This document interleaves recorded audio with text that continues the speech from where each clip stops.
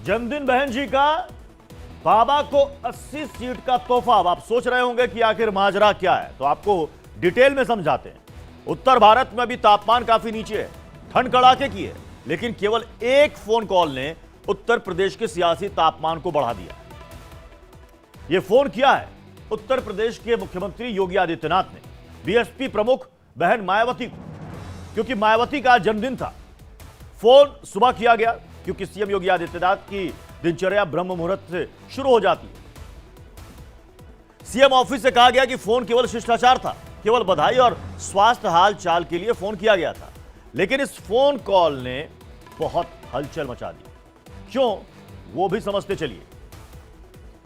Phone call के बाद मायावती ने प्रेस कॉन्फ्रेंस की। मायावती ने इंडिया गठबंधन से किनारा कर लिया, बीएसपी के अकेले चुनाव लड़ने का ऐलान कर दिया, राजनीति से संन्यास की सारी बातों को अफवाह बताया, अखिलेश यादव को रंग बदलने वाला गिरगिट तक कह दिया।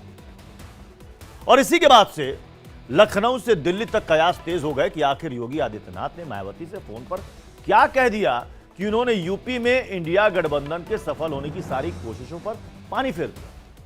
तो क्या योगी आदित्यनाथ और मायावती के बीच फोन पर सियासी गणित को लेकर भी चर्चा हुई होगी? आने वाले चुनाव को लेकर कोई चर्चा हुई होगी? किसी नए समीकरण को लेकर चर्चा होगी? यह तो कोई नहीं जानता, लेकिन अब इन सवालों के जवाब बहुत तेजी से तलाशे जा रहे हैं। ऐसा नहीं था कि अखिलेश यादव ने बुआ मायावती को जन्मदिन विश नहीं किया था। सुबह 9:12 पर अखिलेश यादव ने ट्वीट कर बुआ को बधाई दी थी। हां, उस ट्वीट की भाषा बहुत आम थी, साधारण थी, जिसे आप टीवी स्क्रीन पर इस वक्त आप देख भी रहे होंगे।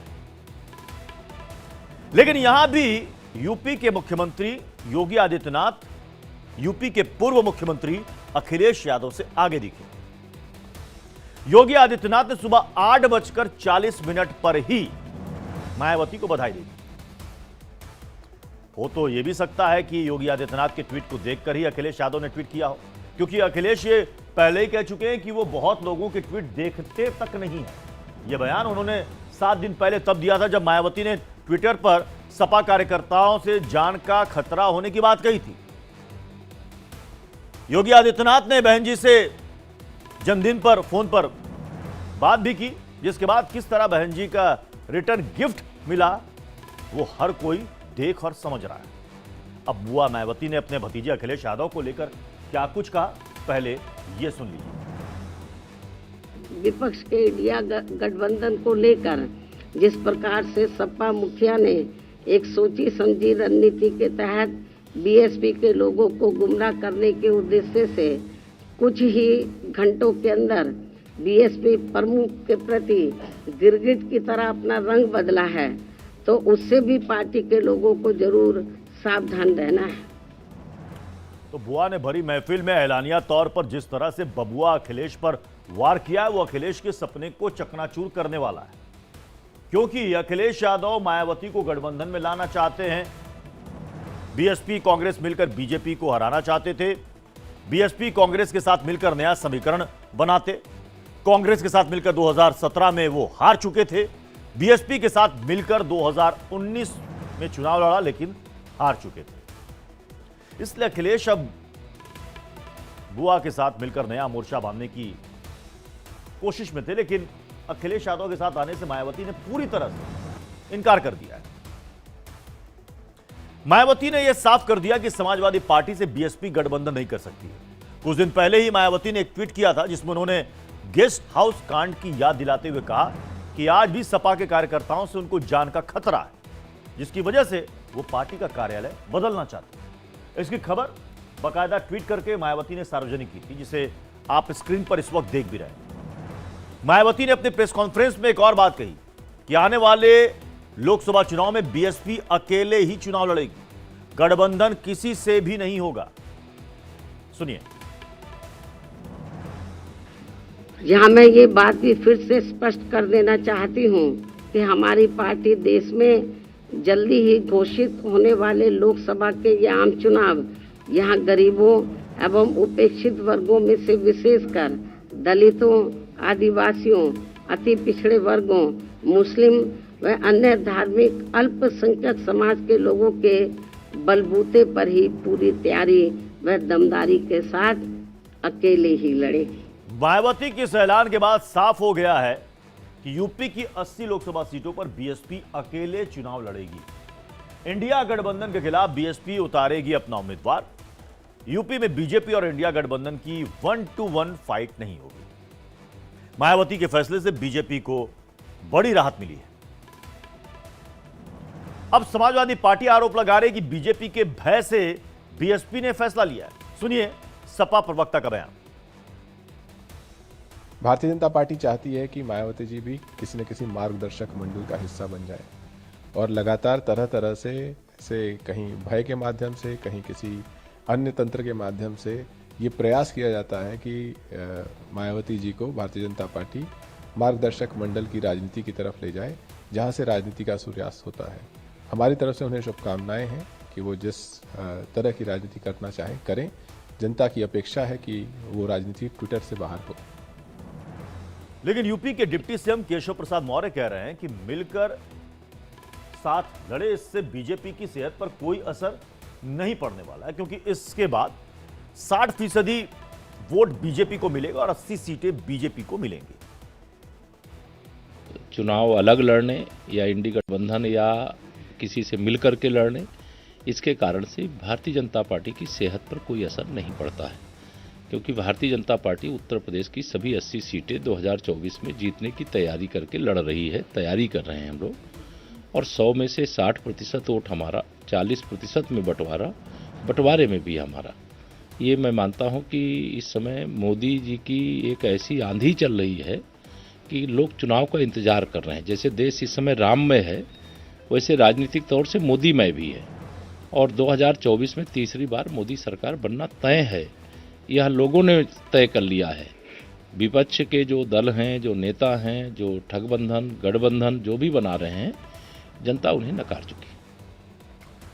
कांग्रेस के साथ साथ इंडिया गठबंधन यूपी में बीएसपी को अपने साथ लाने को लेकर काफी आश्वस्त था, लेकिन मायावती ने इस समीकरण पर पानी फेर दिया है और अब इससे इंडिया गठबंधन को नुकसान कितना होगा इसे भी समझिए।